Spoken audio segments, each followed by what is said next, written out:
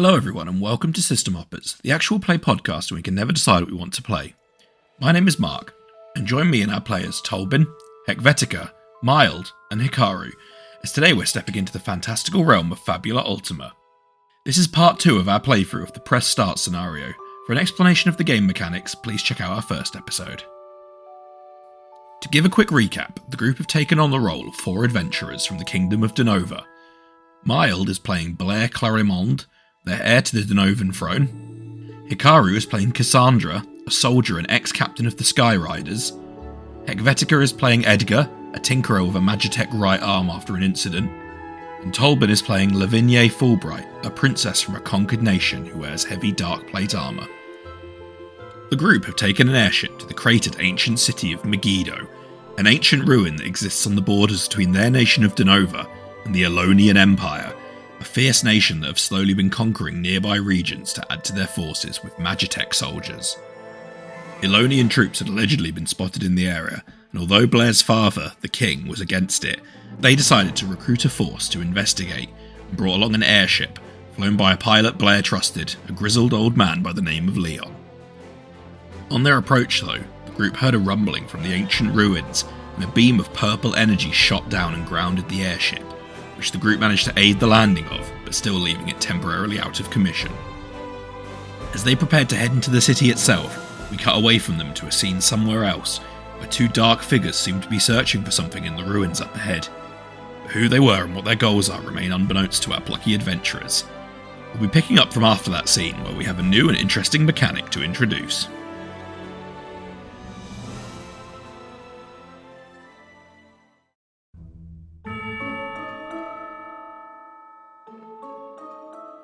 So, if you look on the next set of your character sheet, you'll have Fabula points. So, freshly created player characters get 3 Fabula points. You also get a point whenever you critically fail a roll, or a villain enters the scene. So, since you've just made your characters, you get 3 points. And since I just showed you a scene featuring 2 villains, you get 2 additional points. So, everyone should have 5 points. We are rich. What about 6 because of Leon's terrible driving? Leon's not a villain. He's just a bad pilot. Did Blair fumble earlier? I know their roll was low. It wasn't a double. A fumble is when you roll double ones. That's right. Okay, sorry. It was really close, though. Yeah. Yeah. Essentially, it's anytime you critically fail, you get one of these points to maybe do something cool later on. So from now on, you can spend your points in the following ways. After performing a check, if you didn't critically fail, you can spend 1 point to invoke one of your traits, so your identity, your theme, or your origin, to re-roll your dice and use the new roll. After performing a check, you can spend 1 point to invoke one of your bonds to add the number to your bond. Just to clarify, usually you've got to tie it into the re-roll. So for example, like Edgar, I think you said your theme was hope. So if you fail a check and you can invoke hope into the roll, you can spend a point to claim a re-roll, to re-roll one or both dice. If you wanted to invoke your bond, you'd have to tie in maybe why your emotional state to that individual helps you add that number on. So if you were invoking a bond, you'd add, at the minute, we've only put 1 emotion into those bonds, so you can add a +1 to your roll. That make sense? Mm-hmm. Yeah. Yep. I like this system. It's really narrative. It's very narrative. There is another way you can spend Fabula points, but we'll get to that later on. Which I think you'll really like. So, as we return to our heroes, there appears to be no clear path towards the bottom of the crater. The place is littered with rubble, collapsed buildings, shattered columns. The whole area kind of whispers of lives that were here once, that have now gone. Ruins, bits of going through broken buildings. This ominous purple light seems to almost like the one that shot you down, but on a lesser scale. You feel it kind of pulse, but you don't see these beams shooting up again. Towards the center of the crater, you can see kind of a large temple that seems more intact as kind of a reference point, but you're kind of just making your way down still. Seeing the rest of the group, can I take point as we move? Please do. I am not wearing the correct shoes for this. Me neither. The ones that come with this armor have a slight heel. What's your kind of attack, mode of attack here? I will, if I can find a good sort of stick And using that just as I'm like going down the side of the crater, just to sort of like rake across the floor, just to see if there are any like points where the ground might break away from under us, and try to avoid those. Okay, so with that, to get through the crater, I'm going to make you guys do what's called a group check. Usually you kind of decide who wants to act as the leader, but I'm going to kind of say Lavinia, that sounds like you. Sure. Essentially, everyone's going to do a check, but you're going to do it last. So you're kind of you kind of describe how you're approaching the situation, and I'll put some stats on that. So I think from what you said, might and insight. Okay. If that sounds fair to you. Like kind of might to try and clear your way, and insight to kind of be cautious as you go. So you're going to be the leader for this. What every other player is going to do is perform a support check. So that'll be the same roll that you're going to make. Okay. But their difficulty is just 10. For each player that succeeds on their check, you get to add a +1 to your roll at the end to succeed or fail. If anyone has a bond towards you, they can use it. And I think Blair's the only one that does. I have a bond toward... yes. Yes, we do. Yes. If they want to use that bond, you can add you can only use one bond essentially. So if 2 people add bonds of 3 towards you, you just use the 1 + 3. And then finally you'll do the check, and we'll see if it succeeds or fails. Okay. So I'm going to probably say for yours, Lavinia, you're probably going to have a DC 13 check. Everyone else is going to be 10. Oh no. Okay. So does everyone want to roll might plus insight? I should clarify as well, you can't fumble these rolls, and you also can't crit them when you're helping someone. But Lavinia, you can do both of those. Blair, I see your rolls. They're not great. So what have we got? Is that a fail from Blair, a fail from Cassandra, and a success from... Oh no, sorry. No, it's a success from Cassandra. Sorry, I misread. That is a success from Cassandra and fails from Blair and Edgar. So, Lavinia, you get to add +1 from Cassandra's roll, and Blair, are you using your bond? Yes. Yeah. What bond was that? Was that inferiority? Inferiority, yeah. Okay. That's why I'm like really glad that Lavinia took the lead. I'm a little bit like, oh, I gotta get myself together, but Lavinia stepping forward and leading this charge is giving me that moment to try to get myself together. Really, I rolled a 4 and a 1. I rolled a 5 total. Oh. It's not been good for Blair. So is it a +2 I add to my roll? So yeah, you'll get the 1 from Cassandra's bonus because she's helping you, and you'll get 1 from that bond of inferiority supporting you. You need a 13. Careful, folks. The road ahead is very treacherous. Oh, yes! Let's go! Oh, wow. Let's go! That is just a 13. That is a 13. That is 1 off a crit on one of those dice, and that is just a success, as I said. So. Careful, do not put your footing there. That is a loose walk. You will fall all the way down. I was adamant that someone was going to spend points on that to try and reroll or add stuff to that. You managed to maneuver your way down without any kind of danger, essentially. If you had failed that roll, you might have lost some hit points and mind points. Ooh. So with that, I'll say you managed to, despite some difficulties, you managed to reach the lower levels of these ruins. The source of this purple light in this kind of temple is kind of, now that you're here, it's growing closer and closer. And you can see this temple is like a dome-shaped building, probably a few blocks away from where you currently are. You see now that you're down here, strewn amongst the rubble, you notice the remains of Elonian Magitech soldiers, but they all lie motionless on the ground. Some hiss and shake in a shower of sparks, and they kind of jitter, but nothing kind of moving. It looks like, at a glance, whatever magical energy damaged your airship seems to have fried these constructs. What are you doing? Edgar's going to make a beeline to the soldiers and start sort of inspecting them and going through them and trying to, figure out if there's anything salvageable there. Just kind of forgot about everything else. Saw Magitech soldiers and realized there may be an advantage we can have from them. Careful, Edgar. There may be trouble. I am gonna walk over and stand guard in case anything jumps out at Edgar. Yep. these soldiers are like these kind of gold and blue, kind of like almost like mechanical knights. Most of them seem to wield like halberds or lances that kind of fused into their kind of arms. Others seem to have swords and weaponry. Some are crude and some are more magically charged, but they don't seem to be moving, or they seem kind of just jilted at the minute. But Edgar, this is pretty, from the stuff that you would have worked on back in kind of when a few years ago, this is similar, but you can see how it's, even in the time since you've been out of Pemble, this is more advanced than you might have seen from what you remember. Okay, yeah. Definite upgrades. Cool. I think he's very excited about that, and probably talking to Cassandra just absentmindedly about, like, oh, this panel is upgraded and stronger than it was before, and the way they've attached it is way more flexible, so the joints actually can move a little further. That's dangerous, so we're gonna have to watch out for that. But also, if we could leverage that, I might actually could work on my arm, and it's just 1,000,000 miles an hour.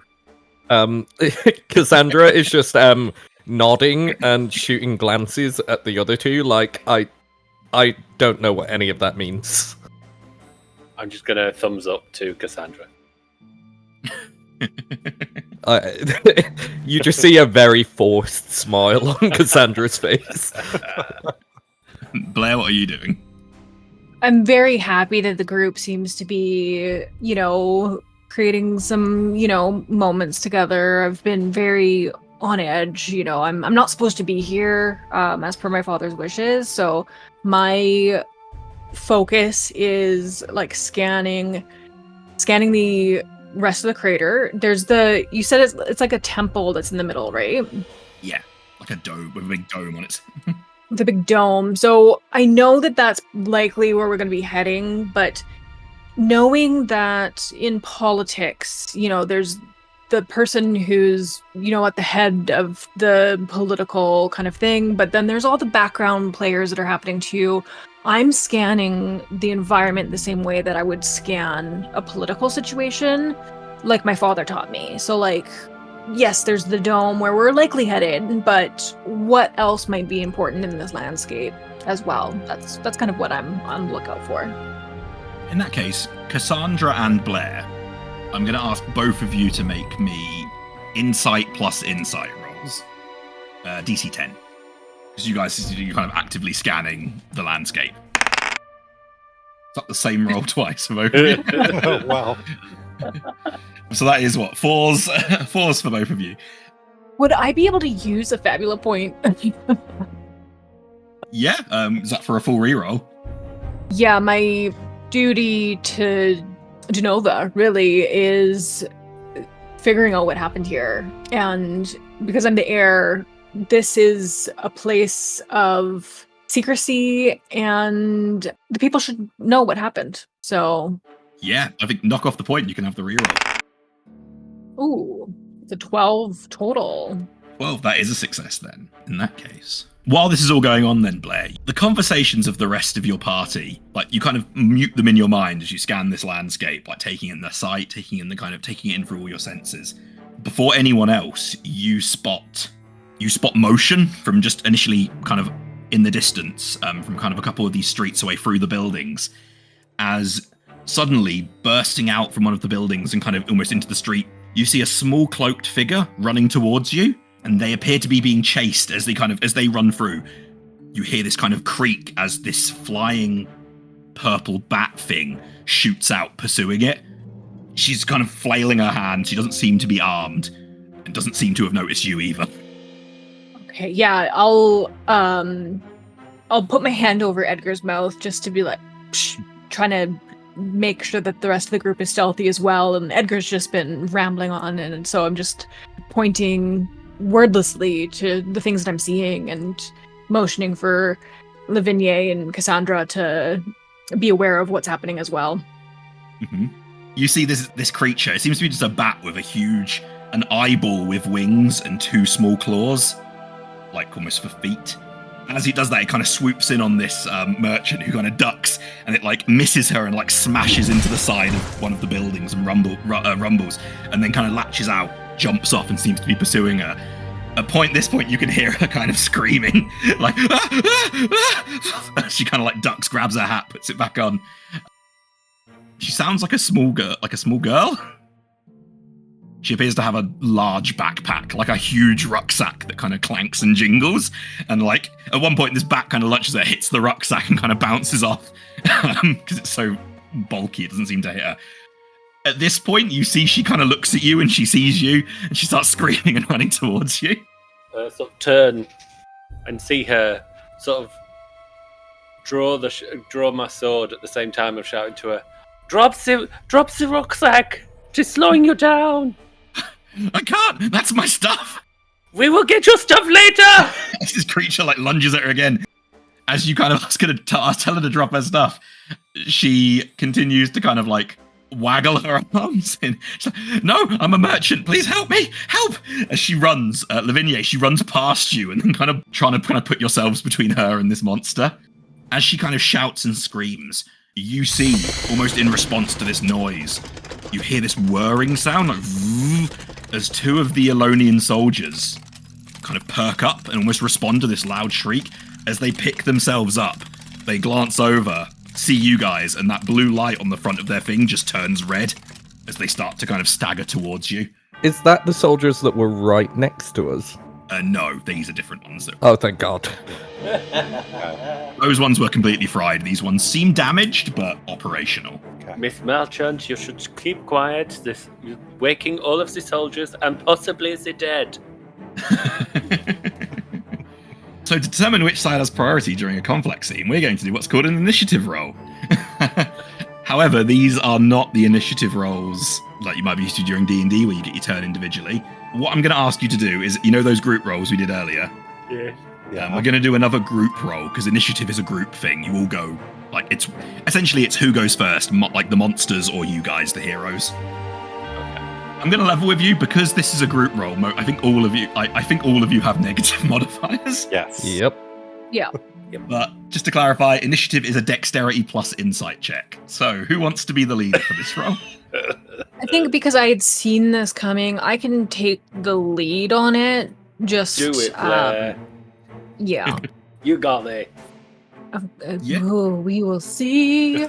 So Blair, you roll last because it's a group check. So everyone else is going to roll dex plus insight, and if they succeed, you can add 1 to your roll. And if anyone has a bond they want to invoke with you, one person can invoke that bond. Okay. So Blair, when you make your roll, I have a speed for my monster. You need to roll higher than my strongest monster in the fight, which is 10. That's a crit. Oh. Wait, what do I do a crit? I forgot now. I'm panicked. So unfortunately, Panicking. you can't crit on group rolls when you're not the leader, but anything else. In combat you can, sorry. Oh, dang. It's still a success. Oh, I gotta add my -1, so it's actually an 11. Here we go. Cool. Oh, Cool. oh. That's great. Is that 1 success and 2 failures? Yes. Has anyone got a bond towards Blair they want to invoke? Yes. I would like to invoke my bond of loyalty to Blair. Sort of seeing up to this point, Blair has been sort of like trying to keep everything, together, like not letting it show, but sort of knowing where we both come from. Turn to them, and I'm just like, Blair, you are Blair Clarimonde, you can do this! So I believe with Edgar's success and that bond, you can add 2 to your roll, Blair, which I think offsets the negative you have in your modifier. Yeah. So it's just a flat roll for you. Dex plus insight. That is a crit. Oh. Nice. See, I said you're Blair! You can do this! So when you roll a crit, you get what's called an opportunity. How it'll work is you guys will go, one of you will go, one of the soldiers will go, one of the enemies will go, and we'll keep alternating until everyone's had a turn. Okay. So Blair, on a crit, you get an opportunity. And the list you get are, the next check made by one of you or one of your allies gains a +4 to it. One creature of your choice, through some narrative, suffers a status effect. You can tell me which one. You can ask me any single question about something part of the scene, and I will give you the answer or invent one truthfully if I need to. Or you can add 1 emotion to a bond, create a bond, or create a new bond. Oh boy, those are some great options. As long as you can tie it into the narrative of what's happening. What's happening here? Yeah. And we've got 2 soldiers and then the bat eyeball creature, right? Yes. I am going to say that the eyeball creature becomes shaken because it was expecting a small little merchant, but now has kind of stumbled across the collective group of us, and there's just somebody wearing this dark plate armor, and they're gonna be, did I say shaken? Yeah. They're gonna be shaken up. Shaken's its willpower, I believe. Yes. Which knocks it down. Good to know. I think that makes a lot of sense. I should also clarify, whenever I crit, I also get one of these. Oh. In the full game, one of them is faux pas, which is like your opponent just says something that they shouldn't say. And like pushes like someone says something very leading that they shouldn't say that is like giving you more narrative, or like That's great. So Blair, you crit your check. So you guys as a collective will be going first. So on your turn, you can perform a single action, and you should have attack, guard, skills or spells. I think to all of your abilities, I think they say how they work. On your equipment, it will say what your weapons are and what dice you roll. If you have an ability that does damage, it will say HR plus a number. HR is the high roll. So if you roll 2 dice, it's whichever one's highest. So if you roll a 10 and a 1, it'll be 10 plus, say, 8 damage. Make sense? Yep. Yeah. Yeah. Yep. And you can guard to give yourself resistance to all damage and cover an ally so they can't be targeted by melee attacks. So who wants to go first? I'm happy to go first if everyone else is okay with that. Do it. Yeah. Yeah. Go. Yeah. The Elonian soldiers are stood down. The hex eye is flying in the air, so it can't be targeted by melee attack. Yeah, unless Oh. I use Soaring Strike on it, which is what I'm planning to do. I'm gonna run up, cast Soaring Strike, which costs 10 MP. I'll note that down. And I get to use my melee attack against a flying enemy, and it'll deal 5 additional damage. So I get to spin my spear around and launch myself into the air. And to do that, I need to roll a Dex and Might, which I believe is a D10 and a D8. Yep. You do. It'll say if you add anything to the roll or not. Yeah, I do. Yeah, because it might be like that +1 or something. So that is a 13. Is this you have to hit a number to hit it sort of scenario? My monster's like you. You'll have a defense and a magic defense. You need to beat my defense, which, would you roll 13? 13, yeah. 13 does beat the defense number I have. Cool. So that is high roll plus 12 plus 5. So that is 25 damage to the flying eye creature. Yeah. As you leap up in the air, and this creature, like, we're seeing you, like, lurches into a defensive position, you run, and then kind of air just boosts you into the air with your spear as you smash into it with your spear. You hit this creature, and it smash it down into the ground as it rebounds up, and from doing that much damage to it, its wings are damaged, and it is now flying at ground level. Like, it is... Mechanically, if the creature loses half of its health, it can't use this skill. The flying ability. I've got this one, guys. That's your action then, yeah? Yeah, that's my action. That is Cassandra done. Now I think the hex eye is going to go next. Actually, after you did that, because one of you guys goes, one of my guys goes. Cassandra. Yes. Do you have a negative status effect affecting your own? I actually do. Yes, I am dazed. Cool. So in that case, the creature, as you smash it down, it's going to lurch out and take one of these, one of its small talons. It's going to rake it at you as it kind of pulsates with this purplish energy. Could I intervene and use Protect? Is that an action or a reaction? When another creature becomes a target of an attack, spell, or other danger, you may take their place.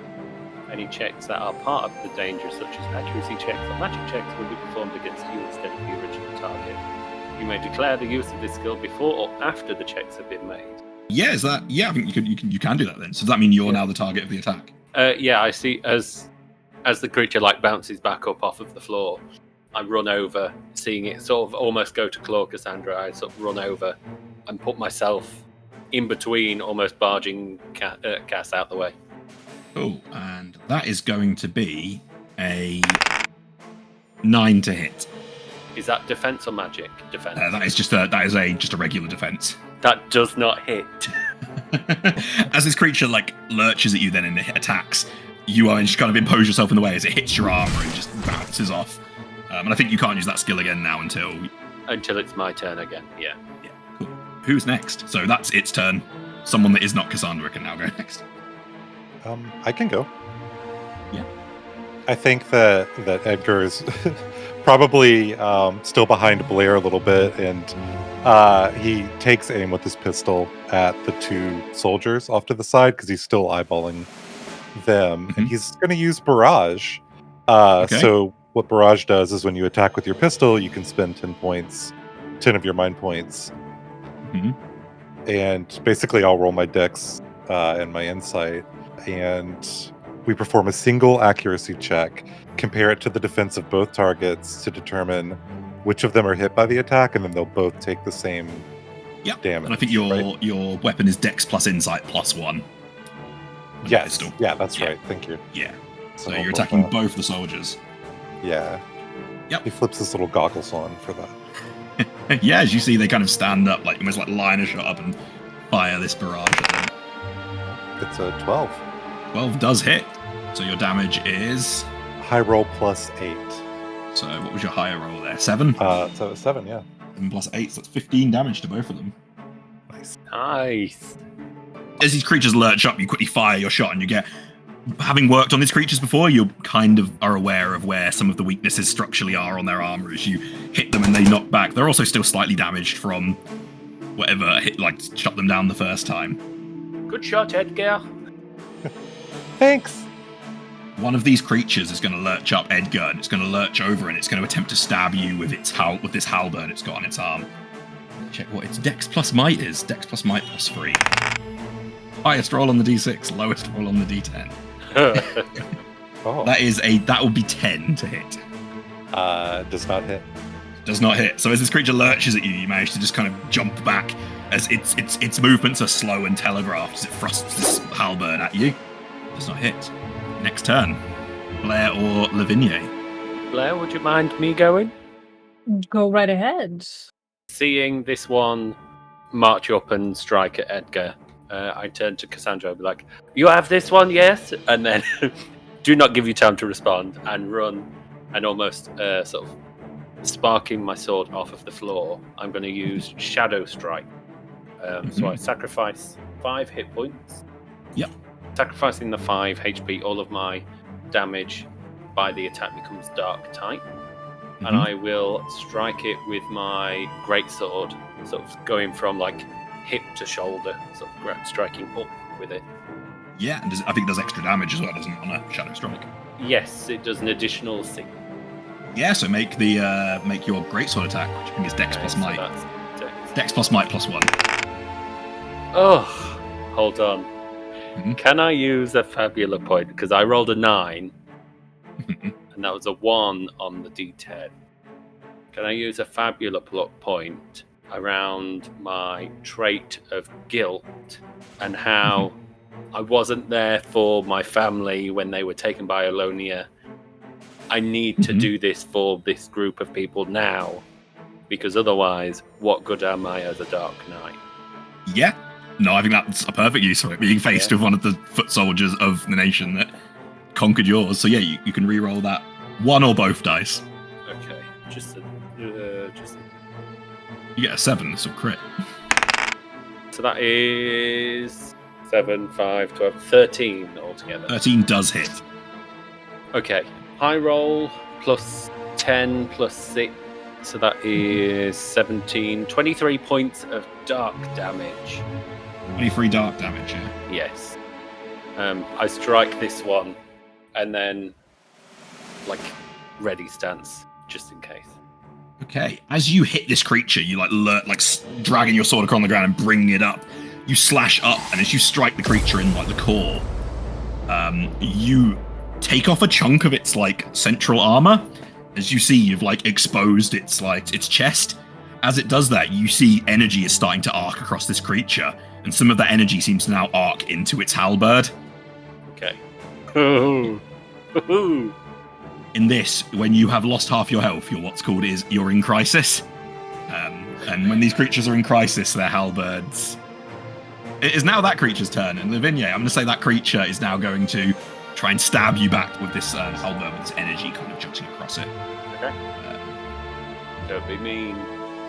I've not hit anything this combat. Not the greatest. That's a 9. That does not hit. D6 and a D10. I rolled low. I'm not great on either of them.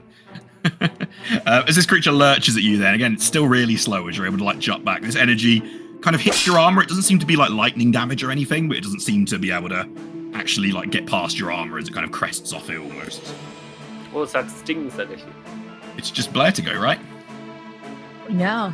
Blair, having a relationship with Lavinia for a while now, recognizes that this is that dark strike is a lot of Blair's guilt, kind of manifested magically in a way, and not wanting to have this tide turn against us, I'm going to cast Lux at the 3, because there's still 3 of them that are up. And I'm going to just try to pull my best Edgar and bring that that hopeful. And so Lux does light damage. So yeah, I'm gonna roll for that.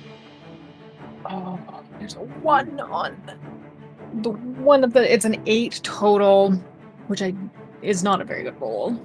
If that doesn't hit it, I'm gonna use a Fabula point if I can. Yeah, I'll use the point before you tell you if it hits, but. So is that for a full reroll or just the flat to add a bond on? Yeah, I'm gonna re-roll one of these dice. Yeah. How's your identity featuring into this?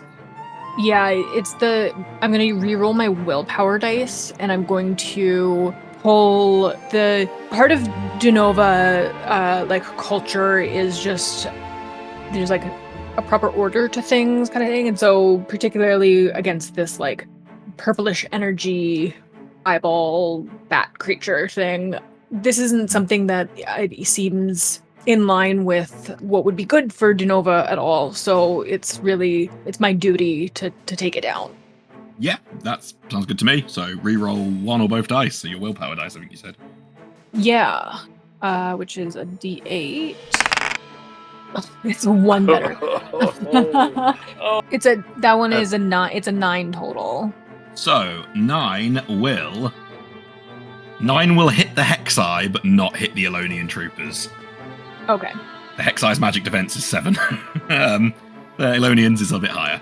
So it does high roll plus 15 light damage? Yes, it does. So the high roll was 7, so that'd be 22. 22. So the Hexai is vulnerable to light damage. Oh. So it's actually going to take double that. Oh. Nice. Thus extra correct that I was ooh, this thing is nuts. Yeah, the Shadow Hexar is very vulnerable to light damage. As you blast it then, the Elonians it bounces off them, this light energy not perforating this metallic armor.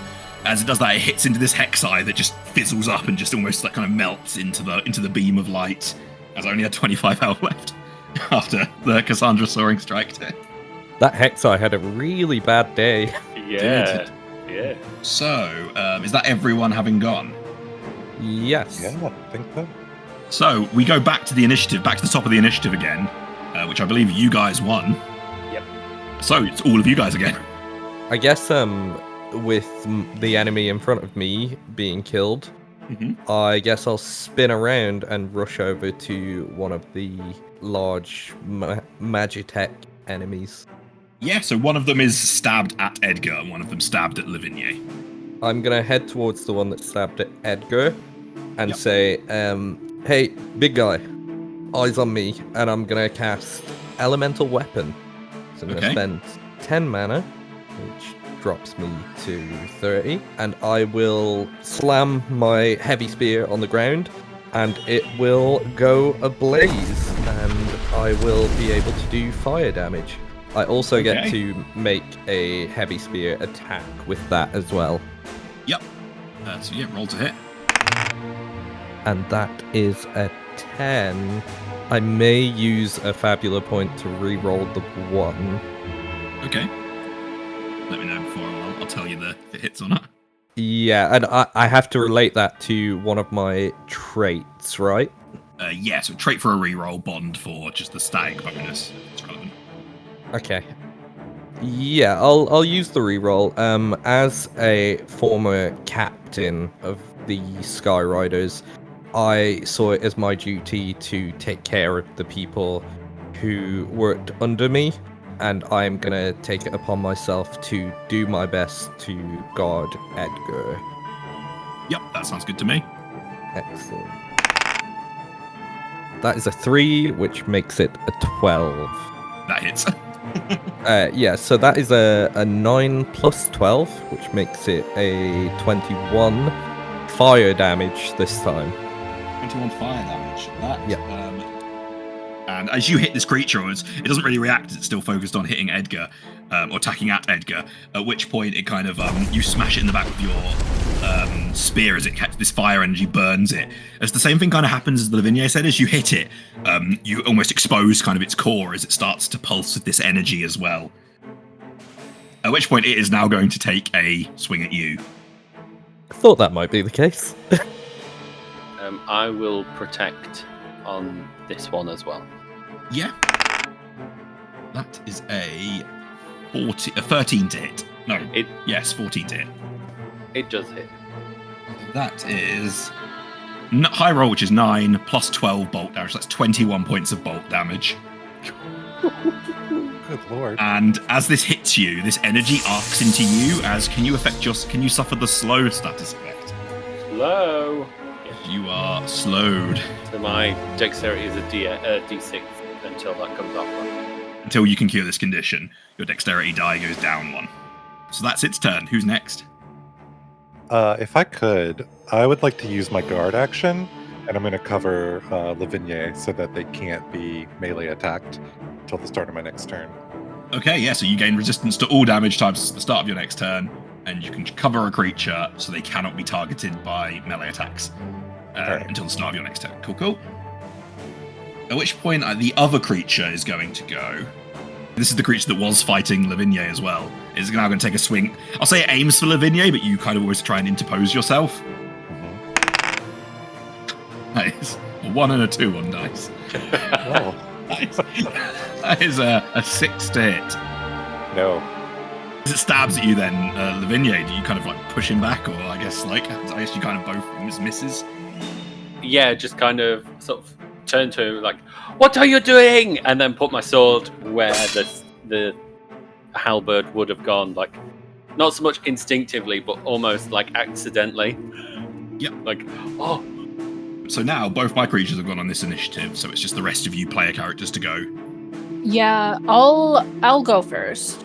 So I'm gonna use my encourage, and I'm going to encourage Lavinia, which will cost me 5 of my mind points, but you regain 10 hit points, and you get to choose which of your attributes that gets buffed. So it can be 1 dice size higher up to the maximum.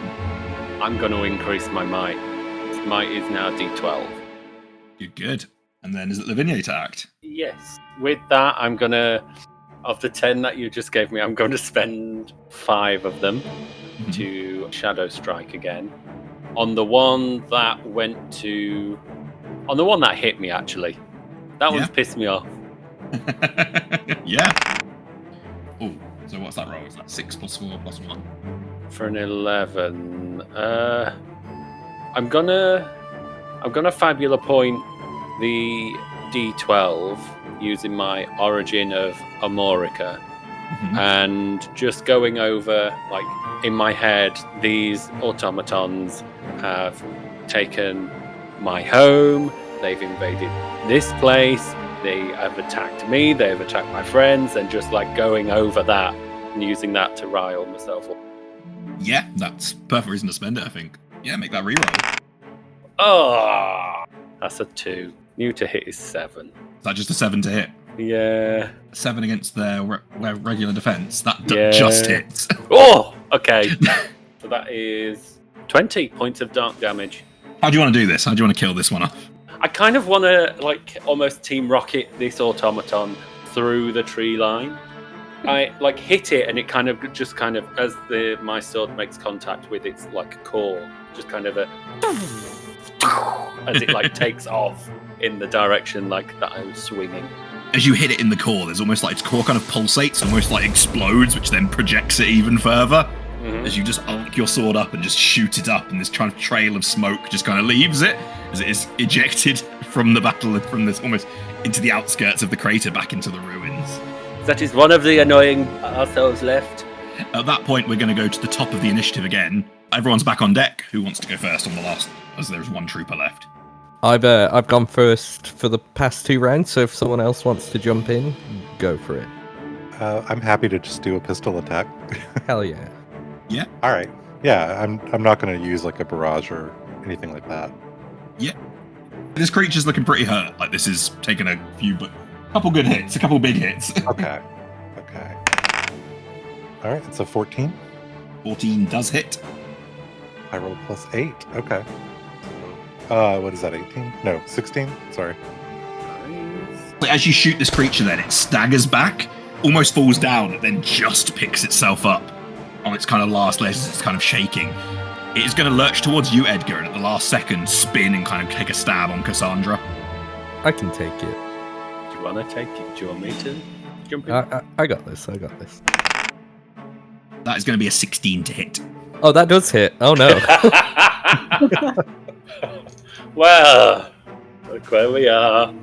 That is going to be high roll +12, which is a 9 again, +12.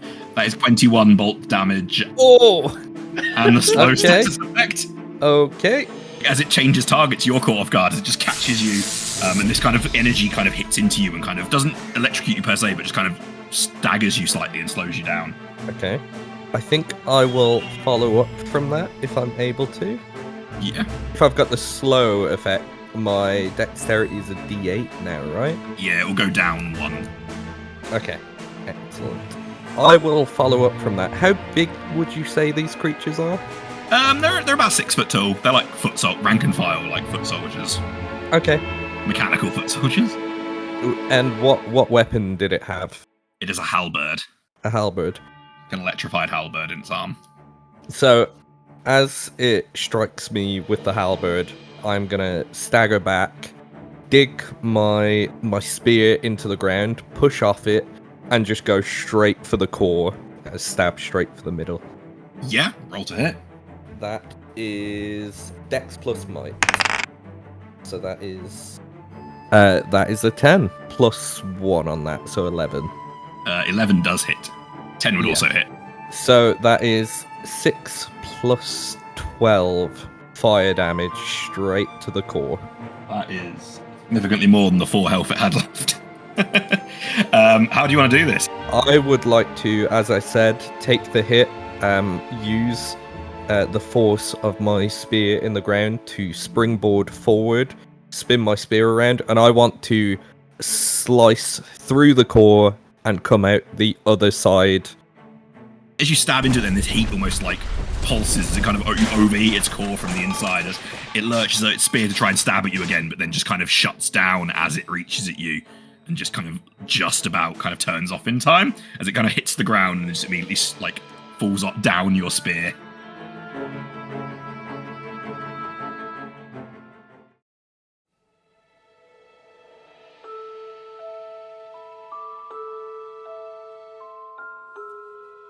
That's all we have time for this episode. We hope you enjoyed the show and thank you so much for listening.